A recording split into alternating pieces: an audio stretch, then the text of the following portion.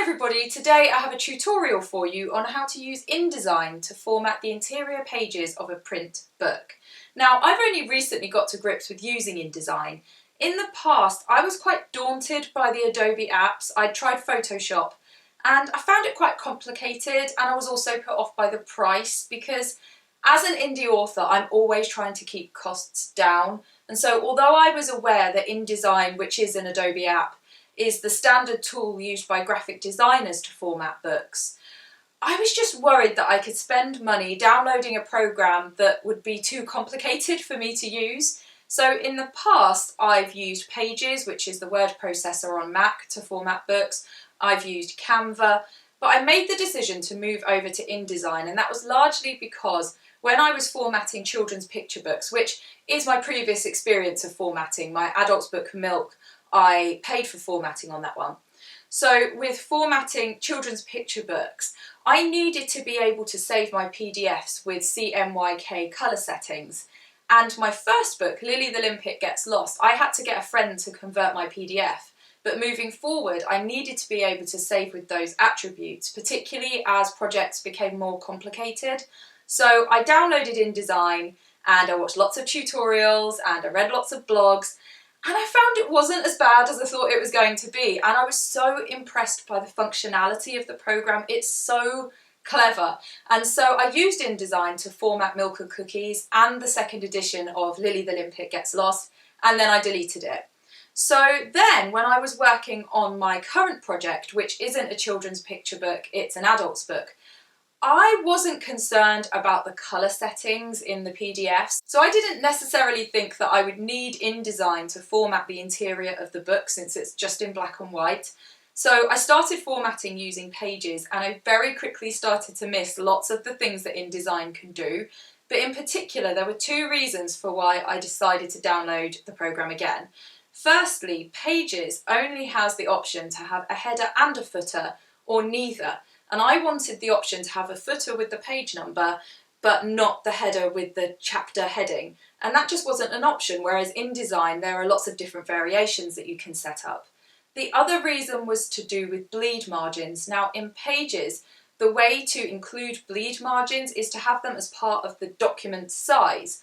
Whereas in InDesign you set up your trim size, and then the bleed margins are an added extra to that are then included when you export the file. Now the reason why that matters is if you have a 3mm bleed on 3 edges of the page, it's really hard to then tell where the centre of the page is and to lay out all the different elements accurately. It's also really hard in Pages to figure out exactly where the bleed is. Whereas in InDesign, all of that is clear because you have your trim size and then the bleed is outside of that effectively, and then it's just included when you export. So for those reasons, I downloaded InDesign again, and I learned how to deal with a book that's text-based rather than image-based as my previous project had been. And so in a moment, I'm going to share with you all the tips and tricks that I learned when I was going through that process. But before I get into all of that, there's two more things I wanted to mention. In InDesign, there is an option to set up all the different elements of your book. So the front matter, all the different chapters, the end matter, to have those as separate documents and then collate them as a book. Now that's not the method I've used here, I've just created one long document, but I wanted to make you aware that you can do things that way, and there's tutorials and information online about how to go about that if you would prefer that method. The other thing I wanted to talk about is price. So all the Adobe apps have a 7-day trial, so if you think you'd like to try InDesign, you can get a 7-day trial, but if you're not going to carry on, do remember to cancel the trial so that you don't get charged. When you decide to use a subscription, there are two options. There's an annual subscription where you're tied in for a year. It's about £20 a month. You can pay annually or you can pay monthly. The other option is a month-to-month subscription, so you are only tied in for the month, but it's a little bit more money. It's about £30 a month. Probably is more suitable for indie authors because it's unlikely you'll want a whole year's worth of InDesign, but those are the different options. So, all that said, let's move over to my laptop screen so I can show you how I did it. So let's hit New File and start. start setting up the document. I'm going to give this a name And then the next thing to do is to put in the trim size. Now I'm going to keep this at the same size I was using for the last project I was working on, but put your trim size in here. 127 by 203 millimeters is 5 by 8 inches, and you can change to inches if you would prefer. But I'm going to keep this as millimeters. I've got portrait selected. In here you can put your approximate number of pages if you want to.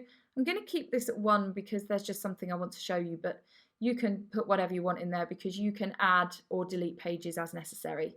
Then I've got facing pages selected. The reason for that is that I want to view the document as double page spreads. Being able to see the left and the right pages next to each other makes it far easier to figure out how your book will look, because it's like having the book open in front of you. And it's far easier to see which are the left pages and which are the right. It just makes it much clearer. So it's a good idea to have that ticked. Then we're going to go down to the margins, and do check with your margins if there are any specifications from the print on demand or print company that you're planning to use. They may have particular guidance on what margins they prefer, but this is relatively standard. You don't want to go smaller than 13 millimeters really. This is half an inch. And then on the inside, I've gone a little bit higher at 19 millimeters, which is about 3/4 of an inch. The reason for that is that this is where the gutter is. So you're going to lose a little bit of the page in the gutter where the book actually opens. And if you set the inside margin at the same as the outside, your text would actually look off center. So you do need to make an allowance for that. So that's what I've gone for there. And then for the top and the bottom margin, I've set those at around an inch, 22 millimeters, because I wanted to make some space for headers and footers. If you don't want headers and footers, you might want to set those at the same as your outside margin. It's all kind of a matter of taste, but also it does depend on the guidance given by the company you're working with. So then we need to look at the bleed. This is a standard setting. It tends to be 3 millimeters on every side other than the inside. That's pretty standard, but do check. I want also to show you what this button does. If I click that, it makes all the settings the same. And then if I change that to 3, then all of those will become 3. That just might be helpful. I'm going to click that because I want them to be different. So there we go, 3 on all sides except that one. And then when you're happy, click Create. So here's the document. These are the margins that I set up. You can see that this one is a bit narrower because this is the right-hand side. So if you imagine when you open a book, the first page is on the right-hand side.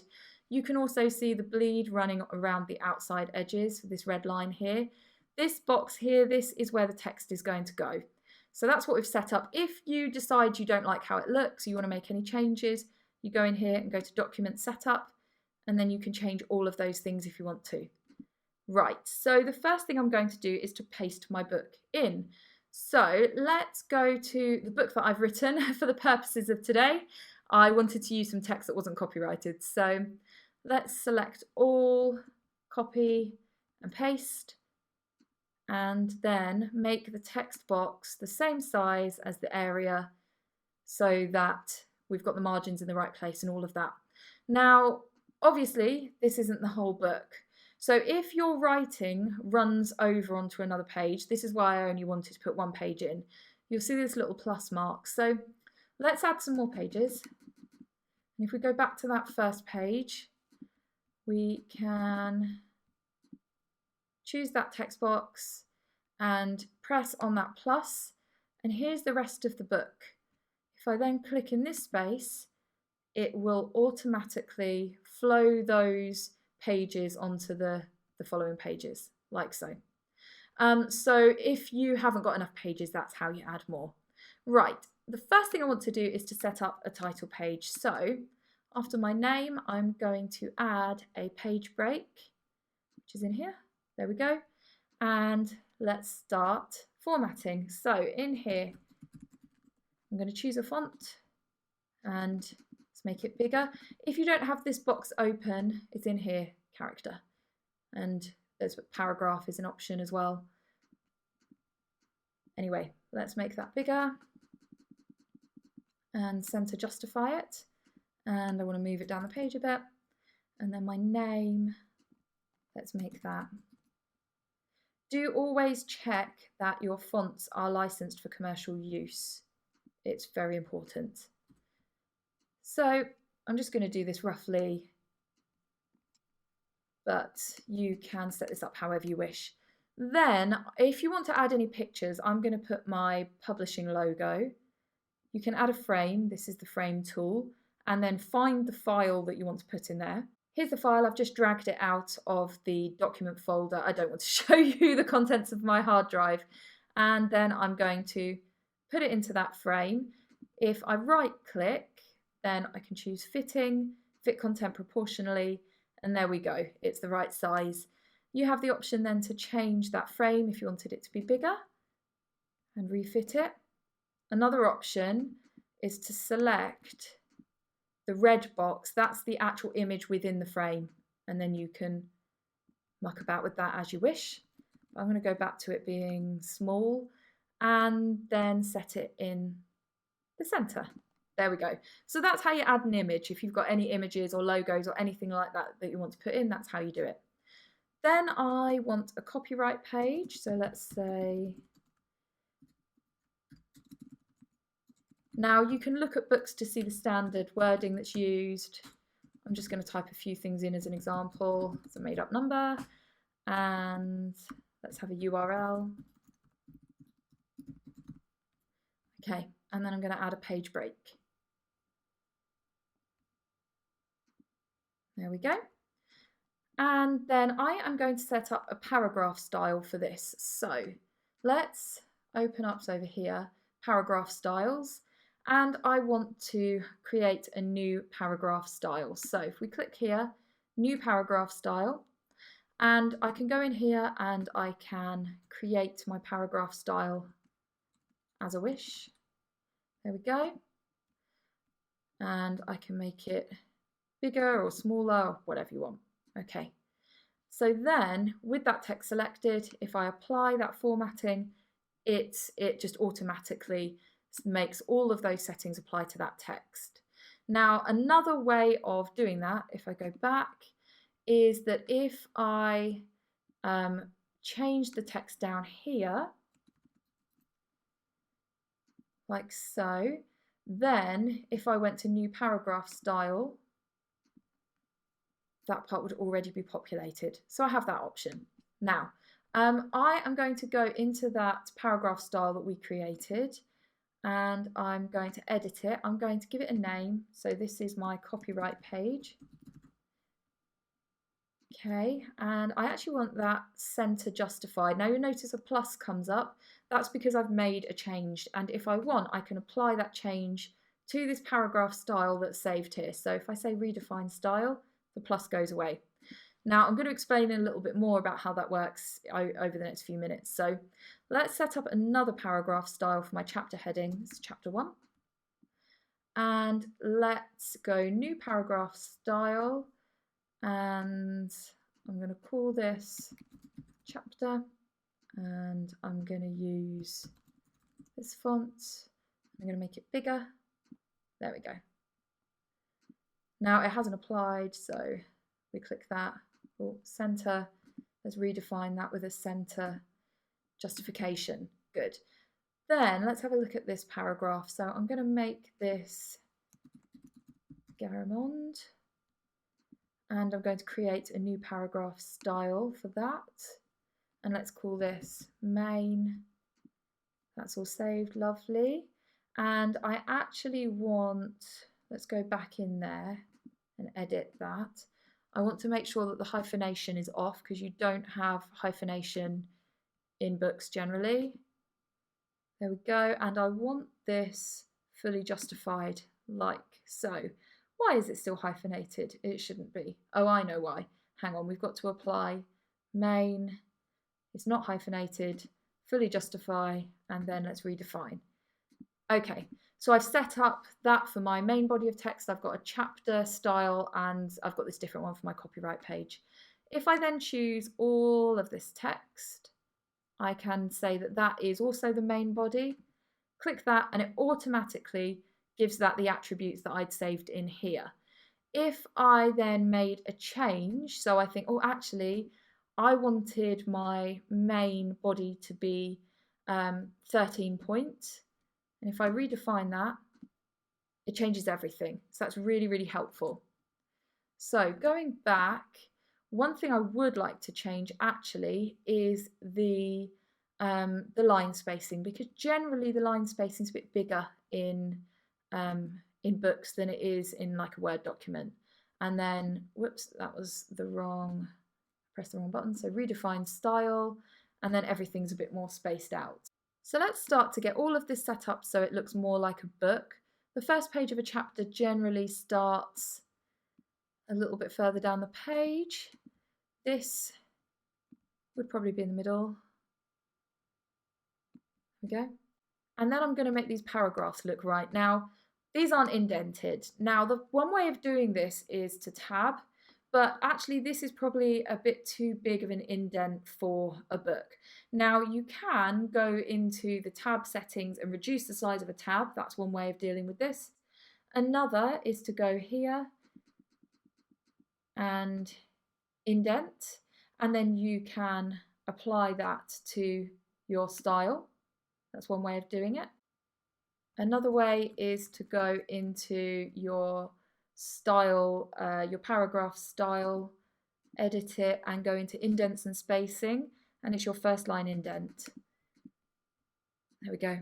Now the first paragraph doesn't have an indent, and the only way I know of doing this is to do it manually. So this paragraph, if we remove that indent, that means this paragraph is set as main with another attribute. If I don't redefine the style, then that won't affect anything else. So I've got that set up. We've got some nice spacing. It's not hyphenated. It's looking great. The next thing I'm going to do is to start creating some sections. So let's, in fact, let's go in here, make sure we've got that first page selected, and then go numbering and section options. Right.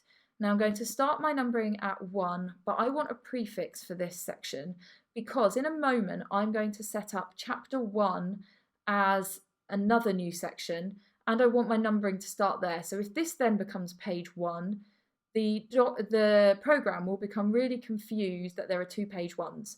But if we add a prefix, it doesn't get confused. So we make that A, and I'm going to call this front matter.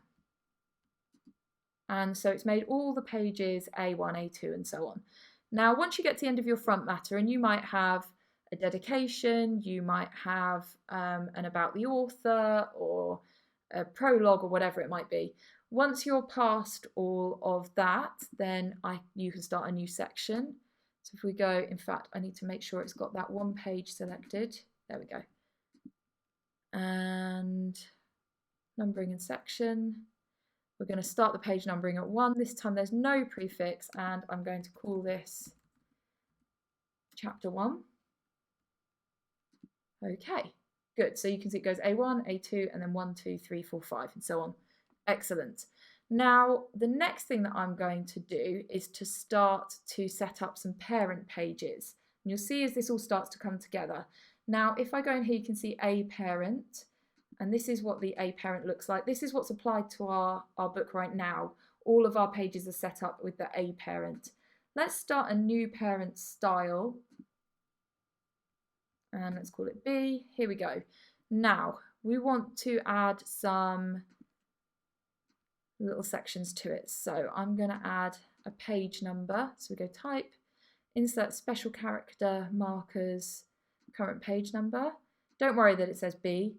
And then I want that right justified, and I want it in my main style, which of course is left justified, so we need to redo that. And then I'm going to copy this and paste it, and then over here, line that up, and I want this one to be on the right. And of course, I'd set an indent. This is where I probably need another setting that doesn't have the indent, but I'm going to remove that because otherwise you end up applying it and you don't notice that there's something wrong, and you can easily miss the fact that there's an indent there. So it's important to have lots of different styles for all the different things that you want. Anyway, let's add up here the name of the book. which I am calling book, very imaginatively. And let's give that those attributes. Of course, I've still got that indent. Oops. And then over here, obviously you can set all these up so they've got the right, so that they're set the right spacing from the edge of the book. You can see here there's rulers, so you can get that perfect. What I'm going to do next is copy this box, put a box over here, but I want this to be different for each section because I want this to have the chapter heading. Now you might not want to do this, it depends on the type of book you have. Sometimes you don't want a chapter heading. You might not want headers at all, but if you do want it, this is how you do it. You go insert special character and you want section marker, and then I'm going to right justify that. Where are we? There we go. And then I think I'm happy with all of that. So I'm going to go back to my pages and I am going to go pages, apply parent to pages. I'm going to choose B, that was the one I just set up, and I'm going to apply it to pages 1 to 9. I don't know how many pages there are, let's go with that. There we go, so you can see it says chapter 1, it's automatically inserted that, and I can use that same parent if I had chapter 2, and it would just say chapter 2. And then my numbering has started, the name of the book over there. Obviously you can give these different styles, you can use different fonts, different sizes, however you wish. So that's all set up. Now, in general, the first page of a chapter does not have a heading, so let's set up another new parent called C, and this time I'm only going to have a page number. So in here, current page number, and let's right justify and make sure that I've set that with the right paragraph style.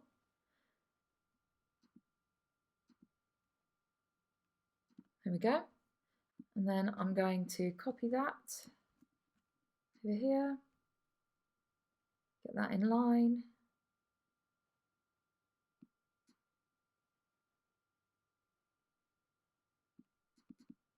And left justify, but of course I've got that indent. I really should have created a new paragraph style, but there we are. I don't know why that's not lining up.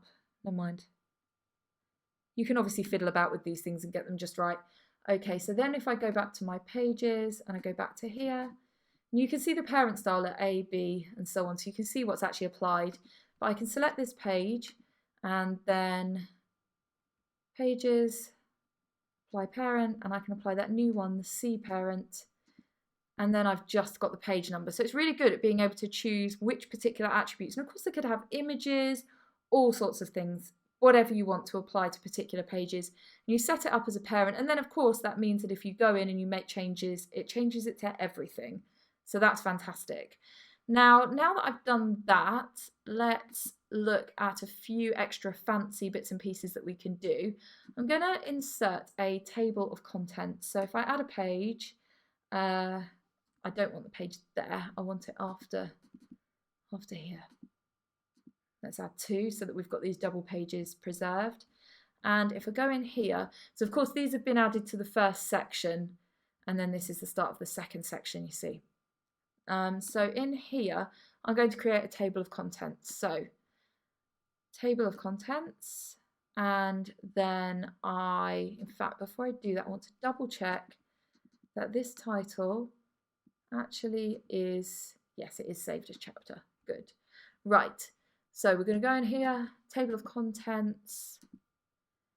Now we can give it a title, you can call it whatever you want, decide what style the title is in, and then we've got to decide what it is that's telling the table of contents where the different sections are. So I want it to look at the chapter headings, and then it knows that that's the title and that's where the new section is. So it means it will say chapter 1 and then the page. You can, in here, decide whether you want the number before or after the entry, or whether there's no page number at all. And you can decide whether where you want the number in here, and the entries we want in a different paragraph style. When you're happy with all that, press OK, and it should have it loaded. And if I click, there it is. Now if I add chapter 2, I can then go into table of contents, and it would have this one, update table of contents, and that will add extra bits. And it will, anytime you use that paragraph style chapter, it will then use that in the table of contents. So this is why these paragraph styles are really important. And then the next thing I want to show you, you could obviously put anything in here. This could be a blank page, or this could have something else in it. In general, chapters start on the right hand side. They don't have to, but they often do. Going to the end, I'm going to add an index. I'm going to add it here, and let's find, it's in tables or something like that. I can never find it. If you can't find something, type it in help and it'll find it for you. There it is, type in tables. And then let's say that this word here, I wanted this to be indexed. You hit plus, and then I want this to be recorded as information. Hit OK. You can see under I, there it is, and it says what page it is. Let's say here, this word here, I want that to be recorded as whatever the word is will come up as the automatic thing. Fascinating stuff. And we can say that that's actually for the next 3 pages if we want. And then when you go into fascinating stuff, it will be multiple pages. Another thing you can do is I could choose another bit, and I can say to add that. And in fact, let's make that a subcategory of information, and then we can put in here. And if I hit OK, if we go back into information, you will see that a subcategory now is stuff. Okay, when you're happy with all that, you can hit save and give it a title. Title style, I'm going to use chapter. Again, this will mean that that goes into your table of contents, something to think about. And then that's preloaded. I'm going to put it here. And there it is. If I then add things to the index, I can just hit this, say replace existing index, OK, and it will replace it, and it will just repopulate that index. And it just means that even if you move things, they're always going to be in the right place. It's really, really clever. There's one last thing that I want to run through, which is making sure, let's close this, that your writing is nicely laid out. So we want to look for things like this. So here is an orphan line. We want orphan or widow lines, anything like that. And we don't really want this on its own on this page. So one option, especially since we've only got one word here, is to try and draw that word back. So you can choose a part of a paragraph or a whole paragraph and use this setting to decrease the spacing. Now, I don't like how this looks, but often this does work really nicely. It's just because it's the same word repeated. But you can see it's pulled that word back in, which means we've now got 2 lines, so it looks much neater.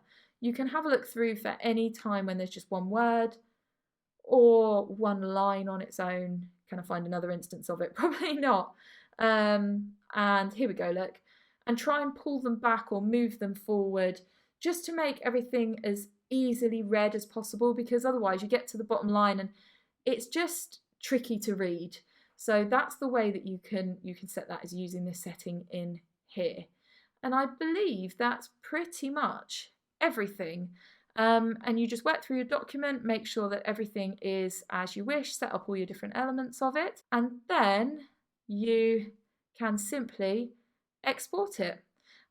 So you would go in here and go to presets, press quality, and that will give you a really nice PDF when you export that. When you get onto this page, you need to choose marks and bleeds, and make sure you tick this button, use document bleed settings. Otherwise, those bleed margins that you set up won't be included in the document. So make sure you tick that, hit export, and you're all done. So I hope you found that useful. Please hit like if you did. And leave in the comments any tips you'd like to add or any useful resources. It's always great when the comments section is a resource in itself. And don't forget to subscribe if you haven't already for more videos like this one. Take care.